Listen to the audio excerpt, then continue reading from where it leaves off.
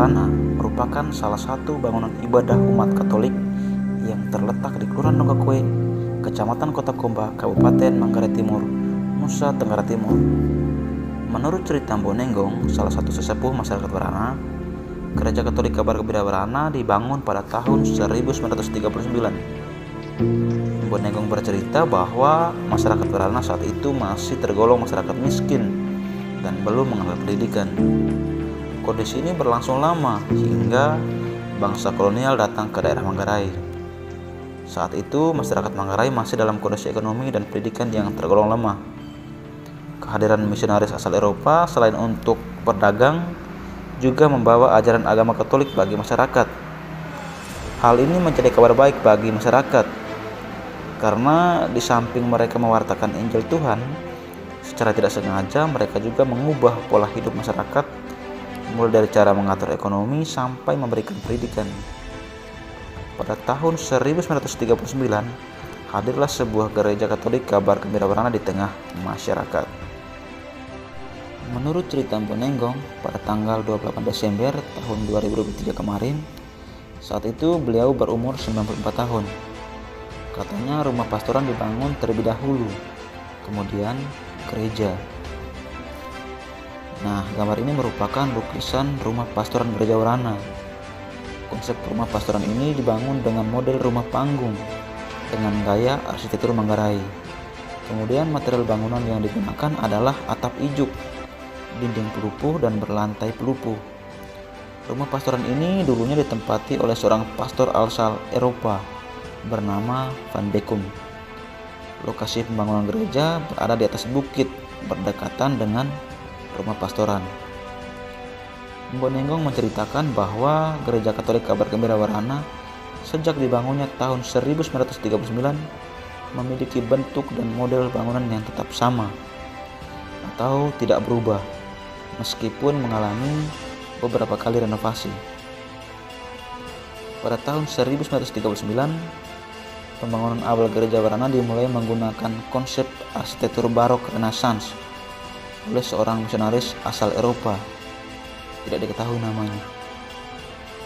Sedikit cerita tentang arsitektur barok Renaissance, yaitu gaya arsitektur yang muncul di Italia pada akhir abad ke-16 yang kemudian menyebar ke seluruh Eropa. Seiring dengan berjalannya waktu, melalui kolonialisme, bangsa Eropa membawa gaya arsitektur ini sampai ke beberapa daerah di Indonesia. Salah satunya adalah Gereja Warana. Ciri-ciri arsitektur barok Renaissance, yakni yang pertama, fitur yang menarik perhatian, seperti dinding melengkung, langit-langit yang dicat. Banyak dari elemen ini memberikan kesan gerak yang dikenal sebagai dinamisme. Kemudian adanya lukisan tumbuhan. Nah, lukisan ini banyak ditemukan pada altar Gereja Warana pada tahun 90-an. Nah, ini merupakan gambarnya. Kemudian pada bangunan Ratu Fabiola yang kemarin sudah dirobohkan.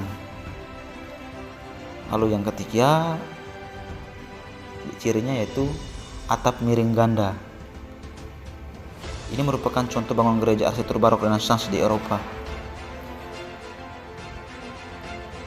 Ciri-ciri ini cukup membuktikan bahwa Gereja Warana merupakan bangunan dengan gaya arsitektur barok Renaissance. Lanjut bercerita, setelah dilakukan peletakan batu pertama, pekerjaan dilanjutkan dengan pembangunan struktur oleh tukang asal Larantuka bernama Mercado Santo dan tukang asal Maumere dibantu oleh masyarakat Peraki Warana. Pada waktu itu, bangunan Gereja Warana masih menggunakan material lokal, yakni beratap kunut atau ijuk, berdinding lutur pelupuh, berlantai tanah, dan strukturnya menggunakan kayu kelas 1, yaitu kayu maras, kayu paka, dan kayu langir. Bangunan gereja selesai dibangun pada tahun 1942 dan diresmikan oleh Monsignor Hendrik Leven. Pada tahun 1955, Gereja Paroki Barana kembali melakukan renovasi menjadi bangunan tembok setengah di bagian bawah, dan bagian atasnya masih menggunakan material kayu berlantai ubin dan dikerjakan oleh tukang asal Indelio bernama Leo Loka, dibantu masyarakat. Seiring dengan perjalanan waktu, Paroki Barana saat itu kedatangan seorang misionaris asal Belgia, Belanda, bernama Romo Renadaim. Beliau menggantikan pastor paroki sebelumnya, yakni Romo Vojensiak asal Eropa, Slowakia. Kedatangannya saat itu membawa perubahan besar terhadap masyarakat Barana, karena beliau banyak membantu masyarakat, mulai dari memberikan edukasi berkaitan dengan pertanian, kesehatan, pembangunan, sampai memberi makan untuk orang-orang yang kesusahan. Tujuan utama Romo Renadaim datang adalah mewartakan kerajaan Allah di tengah masyarakat Barana. Beberapa tahun kemudian, Romo Renadaim bersama umat paroki merenovasi kembali bangunan gereja menggunakan konsep lama dengan materialnya yang di-upgrade lebih modern. Misalnya menggunakan beton, seng, ubin, dan lain-lain. Bahkan material bangunan gerejanya berasal dari negeri Belanda, seperti penutup atap, jendela, dan sebagainya. Bangunan tersebut dibangun oleh masyarakat dengan konsep lama, yaitu arsitektur barok Renaissance, dan akhirnya selesai dibangun. Sejak saat itu, bangunan gereja Kabar Gembira Barana berdiri kokoh sampai sekarang. Menurut informasi yang beredar, katanya gereja Barana akan direnovasi kembali karena ada beberapa alasan yang cukup kuat.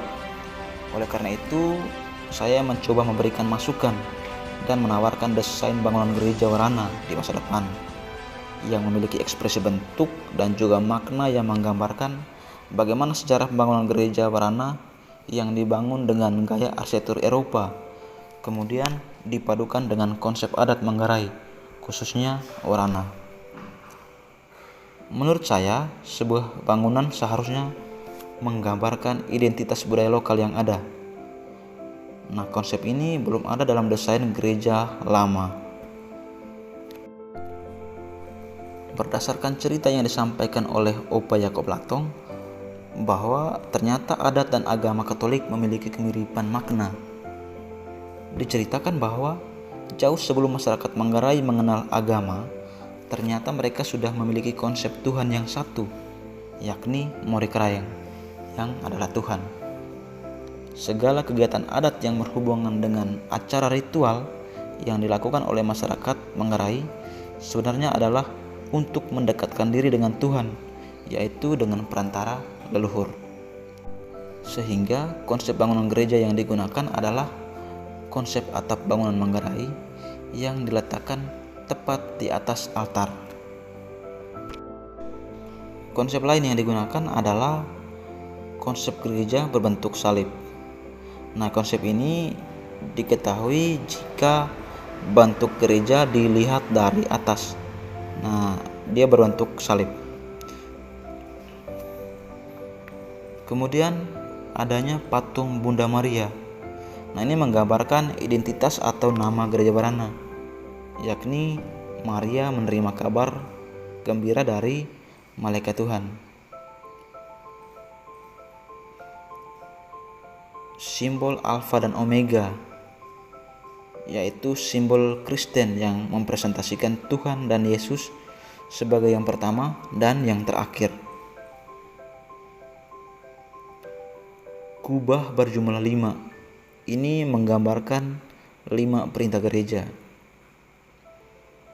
Di bagian sayap gereja dan altar terdapat 5 kubah yang ketika dijumlahkan dengan kubah sebelumnya sama dengan 10. Nah, ini merupakan sebagai simbol 10 perintah Allah.